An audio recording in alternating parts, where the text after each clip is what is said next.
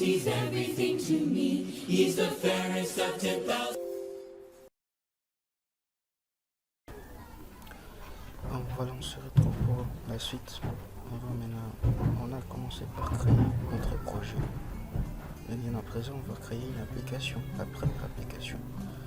Et si vous vous rappelez, je vous ai montré le modèle dans l'une des vidéos précédentes. Je vous avais montré ces modèles-ci. Et le modèle qui va nous guider en fait pour créer nos applications. Donc chaque classe ici est une application à part entière. Nous allons commencer par l'application thématique. Donc vous allez voir comment je l'ai créé.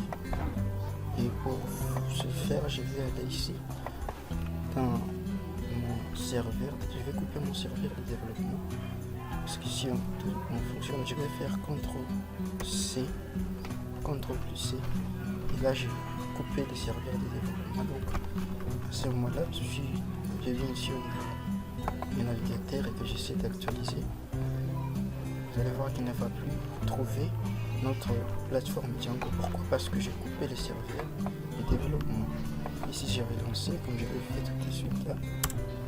Je vais tout de suite avoir encore ma page de démarrage de Django. Voilà, donc là c'est bon. Si je reviens encore ici et j'actualise la page, normalement tout marche. Ok, alors voilà. On va encore couper le serveur et je vais créer maintenant une application. Et la commande pour créer l'application, c'est tout simple. Je fais Python manage.py comme toujours, notre fichier manage.py. Je vous avais dit que c'est quelque chose de très important. Et puis on tape startup et puis on tape les noms de l'application. Donc Python manage.py startup et puis les noms de notre application, notre première application. Donc là, il s'appelle thématique. Si je fais ceci, je vais valider maintenant pour créer notre application.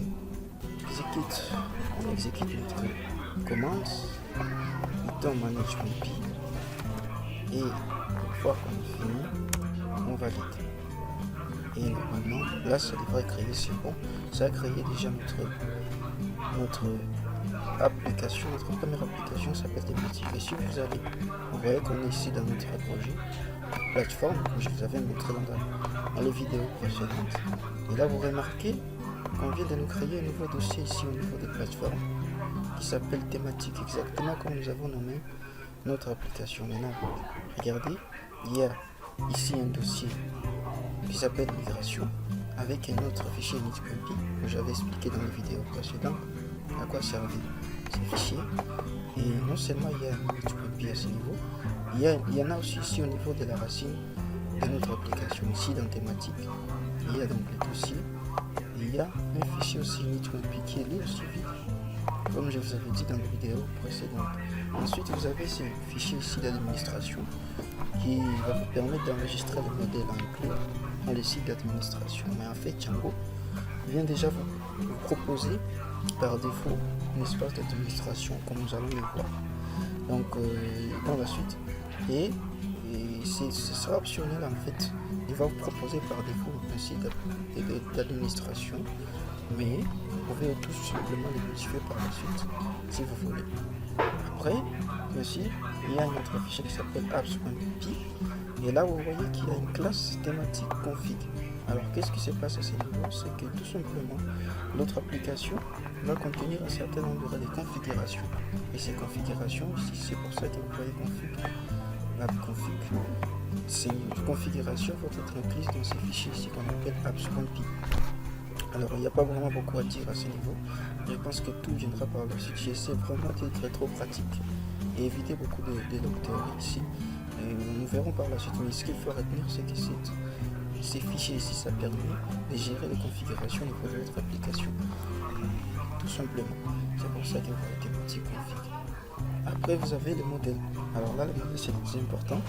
Les modèles, ce sont, en fait, comme je vous avais expliqué, les données, en fait, vos données, une base de données que vous allez utiliser. Et là, vous allez trouver que chaque application aura un fichier models.py. Donc, chaque application va avoir un fichier qui s'appelle models.py. Et vous allez voir par la suite que c'est très important, mais ça peut ou ne pas contenir des lignes de code à l'intérieur, mais il faut que ce soit là. Du moment que ça se trouve là et qu'il y a déjà une importation ici, c'est que ça représente déjà quelque chose pour Django. Donc Django exige la présence de ces fichiers au niveau de chaque application.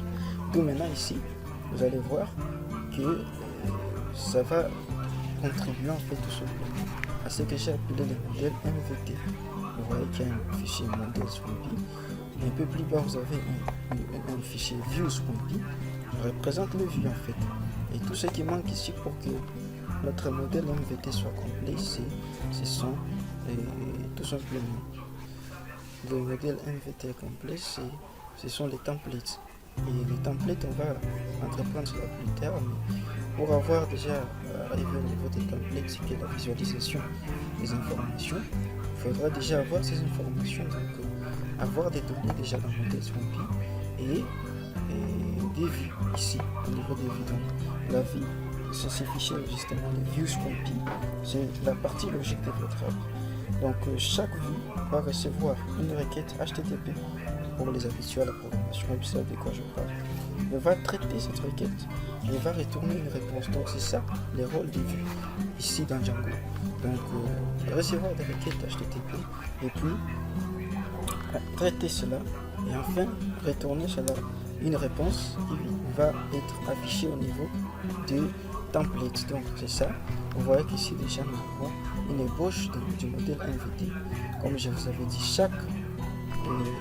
chaque application doit avoir un fichier modèle.py obligatoirement, un fichier views.py pour respecter le modèle, et bien sûr les administrations pour la configuration de l'application, et ensuite ces fichiers ici init.py comme je vous avais dit, qui ne dépend pas de Django mais de Python.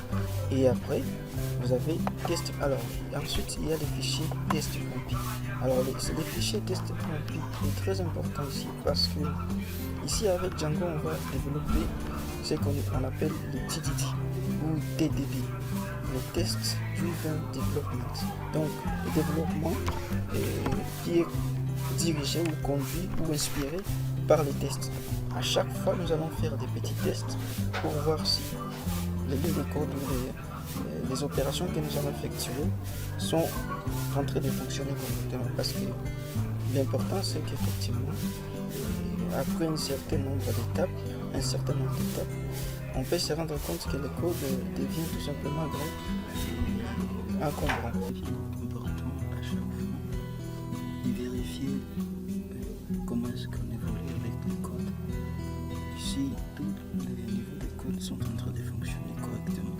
C'est ça l'importance du TDD. Et on parle du TDD en opposition à une autre philosophie de programmation qu'on appelle le BDD ou BDD, Behavior Driven Development. Et là, c'est le développement conduit par le comportement. Donc là, on va surtout tenir compte du comportement. À chaque fois, on va tenir compte du comportement de l'ensemble. Quand on a fait un module, on regarde un peu le comportement et puis on essaie d'adapter deux ou trois choses à la suite de ce qu'on a vu, donc ce qui a fonctionné. C'est ça les BDD. Donc la différence entre les deux, n'hésitez pas à faire une petite recherche sur Google entre le BDD et les TDD. C'est vraiment passionnant, c'est très intéressant. Bref, ensuite vous avez les views, c'est la partie logique. Et donc de notre code, de votre application. Et chaque fois, la vie va recevoir une requête HTTP, va la traiter et va retourner une réponse comme je vous l'avais dit.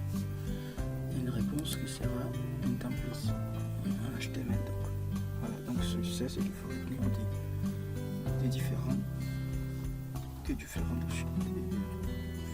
différents fichiers qui sont là et très important donc de retenir. Alors, la prochaine étape elle va consister à désigner notre modèle. On va commencer par là parce qu'il faut quand même qu'on parte sur quelque chose de concret. Nous allons commencer par créer un modèle, le modèle qui va régir notre application. Donc très important, nous allons ensemble essayer de désigner. L'idée de base ici c'est de créer une sorte de forum sur lesquels il y aura des gens, des auteurs qui vont proposer des articles qui seront des thématiques en fait.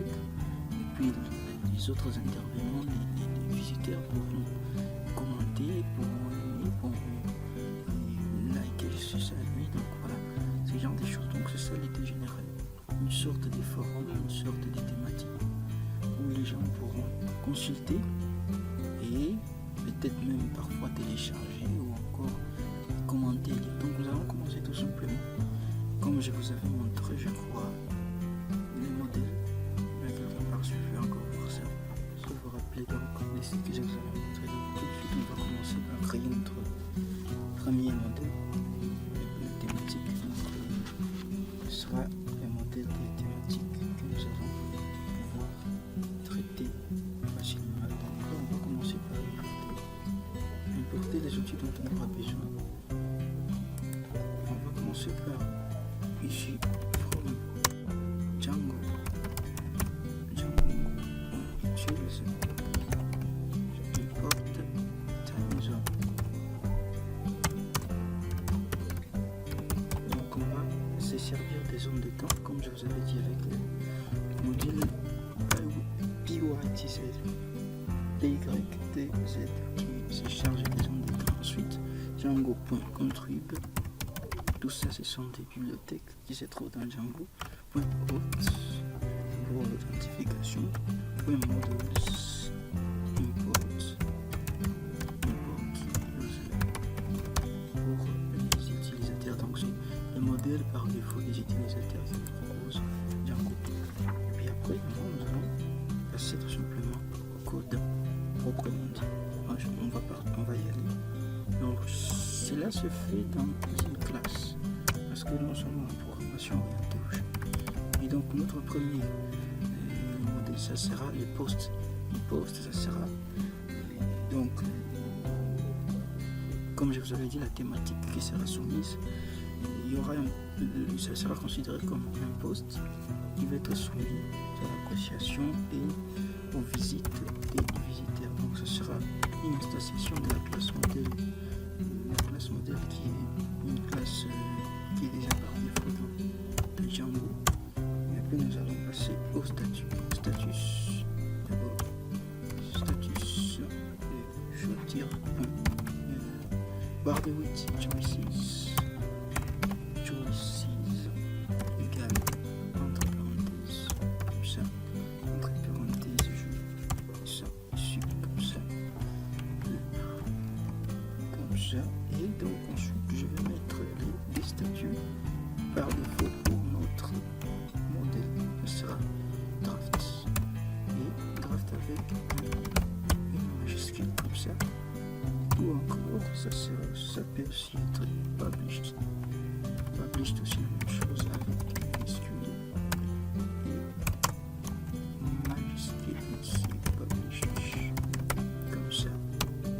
Alors il faut peut-être expliquer ici, donc les statiques quand on va publier une post, ça sera soit d'abord par défaut ça sera embryon, donc draft, et après ça peut être publié, publish, donc ça peut avoir des statuts. Voilà l'important ici, et il faut bien faire attention. Ici c'est minuscule, tandis qu'ici c'est majuscule. C'est très important de distinguer ces deux là. Ensuite nous passons au poste proprement dit. Nous allons lui mettre un titre, je serais mieux de le faire en minuscule. Titre égale toujours une instance de modèles char field. Là ce sont les champs, les types de champs qui existent dans Django. Ça ressemble un peu aux autres langages en fait. Length, ça dépend des Python. Length égale, nous allons limiter le nombre de caractères pour les titres du postal et 50. Ensuite slag, le slag qui est un mot clé, je vais revenir dessus peut-être un peu plus bas.